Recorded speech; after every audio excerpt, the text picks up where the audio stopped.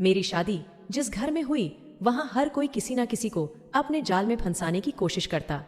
मेरी नज़र भी अपनी सास के भाई पर थी, जो बहुत प्यारा था और कम उम्र भी था। वो मेरे पछले हिस्से पर ज्यादा मरता था, क्योंकि मेरा पछला हिस्सा ज्यादा मोटा था। हर लड़की का ऐसा नहीं होता जैसा मेरा था। दीवर भी मुझे ताड़ने की कोशिश में लगा रहता। मेरी नंद भी अपने ही ड्राइवर के साथ चक्कर चला रही थी, जो इसे कॉलेज छोड़कर आता था। एक दिन मेरी सास के भाई ने मुझे स्टोर रूम में जब उल्टा किया। हाँ जी दोस्तों, कहानी में आगे क्या हुआ जानने के लिए कहानी को पूरा सुने। मेरा नाम नूर है, सब प्यार से मुझे नूरी नूरी कहते हैं। मैं बहुत खूबसूरत लड़की हूं। मेरी रंगत सफेद नहीं सानूली है, लेकिन मीर अंगर कमाल का है। आजकल के लड़के लड़कियों की रंगत पर नहीं बल्कि उनके फगर को देखते हैं, और मैं घर के मामले में बहुत खुश नसीब हूँ।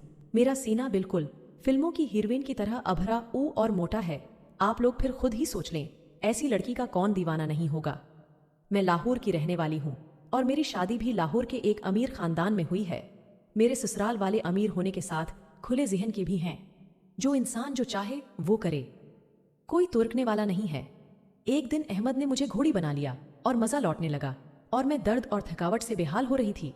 बस थोड़ी सी देर और घोड़े को भगा लेने दो, फिर ख़त्म कर देंगे, अहमद ने कहा, और आखिरी बाजी खेलने लगे और खेल कर वाशरूम चला गया। मैं थकी हुई थी, इसलिए अपना आधा बदन ढांप कर सोफे पर बैठ गई।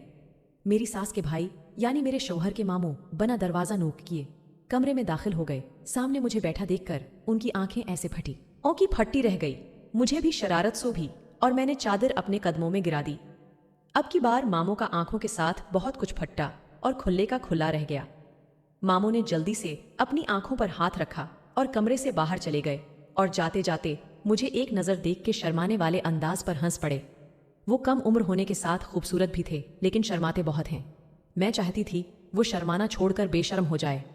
अहमद वाशरूम से बाहर निकलकर बोले, क्यों इतना पागलों की तरह हंस रही हो? बस ऐसे ही, मैंने मुस्कुराते हुए जवाब दिया। तुमने चादर क्यों उतार दी है? कमरे का दरवाज़ा क्यों खुला है? अगर कोई कमरे में आ गया तो फिर? ऐसी बेवकूफ़ी मत किया करो। अहमद इन सब मामलों में अपने घर वालों से बहुत मुख्तलिफ थे। मेरे ससुराल वाले जितने खुले जहन के थे, वो इतने ही तंग जहन के थे। कोई भी नहीं आता। आप बलाउजा अल्टा सोचते हैं, मैंने मुंह बनाकर कहा, और वाशरूम चली गई। और फिर अहमद कमरे से बाहर चले गए तो कोई कमरे में आया और मुझे वाशरूम में ही पकड़ लिया। और प्यारे बॉन्ड उनजरीन, अगर आप उस कहानी को मज़ीद सुनना चाहते हो तो मेरे उस चैनल को सब्सक्राइब कर दें, ताकि आपको ये कहानी मज़ीद सुनने को मिल सके।